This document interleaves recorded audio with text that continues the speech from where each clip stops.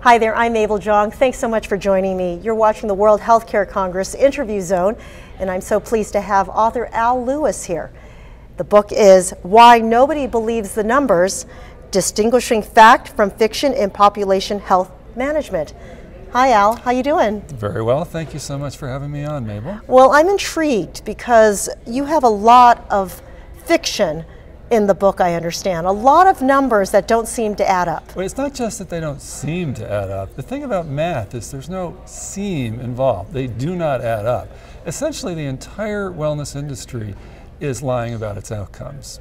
I see. Now, the only people who, well, you know the old joke, how can you tell a lawyer is lying? Answer, they're moving their lips. Well, how can you tell a wellness vendor is making up their outcomes? Answer, they publish outcomes. The more honest ones, and there's an example in there or two examples in there, simply don't say that they've saved anything because they haven't. They might have improved the lot of the employees. The employees might like it better. They might want to work harder. They might want to stay longer. But the idea that you can reduce health expenses through wellness is fiction. Okay, so when you're talking about wellness, you're talking about the explosion of wellness companies that are out there saying if we put in a wellness program in your company, you will save dollars by having the employees follow the rules of their wellness program. Exactly. Fiction.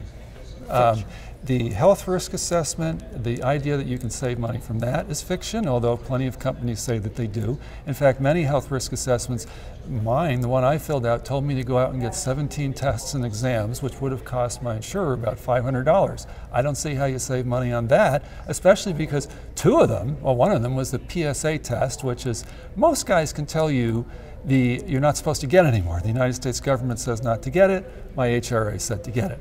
Another one was a meningitis vaccine that they recommended, perhaps on the off chance that I go visit Africa soon.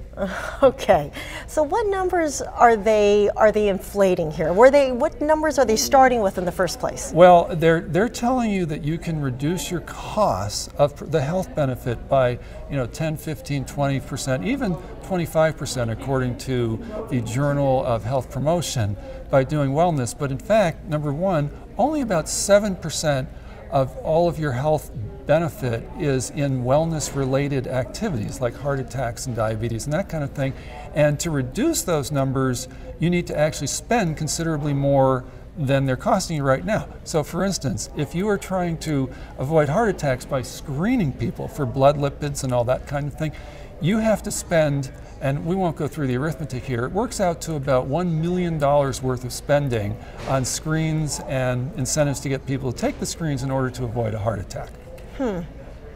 Why the interest in this area? Well, because there's a tremendous amount of innumeracy on the part of the benefits consultants that are pitching this stuff, because they and the brokers make a lot of money when the employers buy it, and the vendors are feeding into this innumeracy by putting together outcomes that they know to be totally false. I've invited them to sue me, and they haven't, because I said I need the publicity. Somebody please sue me, and they won't do it.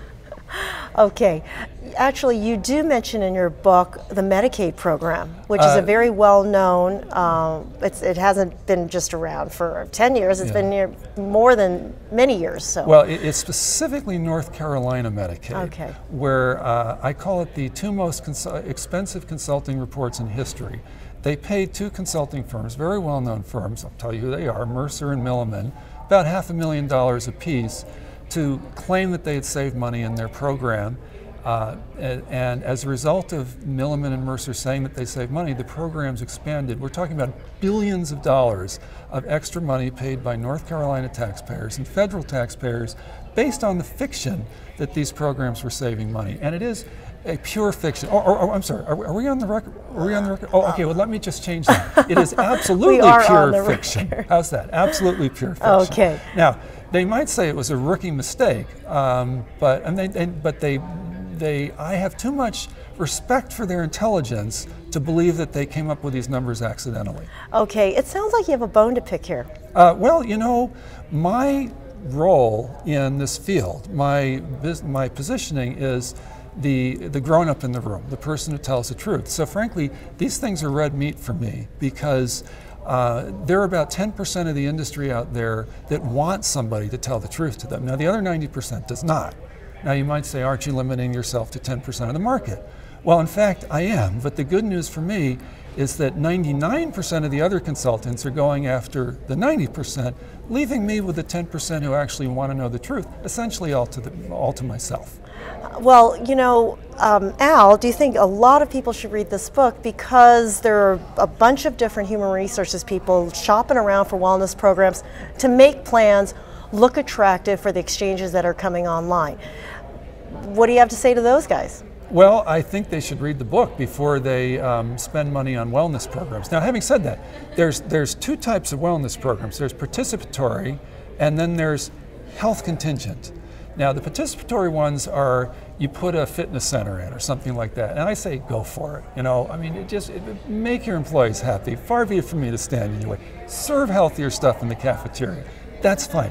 It's the health contingent ones where you make them, sometimes you pay them incentives, sometimes they're penalties for getting blood drawn and filling out health risk assessments.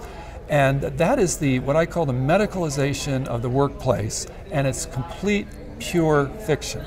So allow your employees to go have a good time and eat healthy and be healthy, but don't force them to, and don't take their blood. Okay. All right. Or don't force them to walk or run during the day, or allow them to allow them to do whatever they want. But you say it doesn't make a difference. No, it doesn't make. If it makes them happy, but I'm just saying, don't bribe them to do it. Don't take away. Don't penalize them if they don't do it. Just you know, at 58 minutes after the hour, say, okay, if you want to stretch for a couple minutes, go ahead. Okay. So that's fine. It's that people are taking this to a massive extent. They're taking it massively overboard. And let me give you an example. Nebraska, state employees, they did this cancer screen, and they found that 2.5% of the state employees had undiagnosed cancer. Now, that's a mathematical, epidemiological, absolute impossibility, and probably overstated the actual number by a factor of 100, 50 to 100, and there's no guarantee that, in fact, the undiagnosed cancers were even found in that screen. Meanwhile, you're putting 2.5% of your employee population through debilitating, expensive, and futile, and possibly very harmful cancer treatment. So, oh, and by the way, I forgot to tell you this.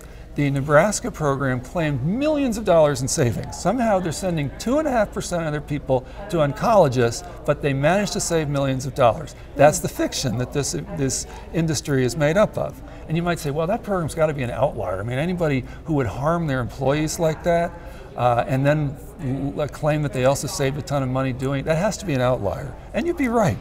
They won the C. Everett Koop Award in 2012 for the best wellness program. So they were an outlier, but in the other direction. And also an award winner. They are an award-winning outlier. Yes, okay. They are an outlier in the sense that they won the award. Well, I'm sure there's plenty more in the book. Tons more. Tons more. Yes. Thank you so much for your time, Al. Thank you, Mabel, for having me. And I'm Mabel Jong. Thanks so much for watching.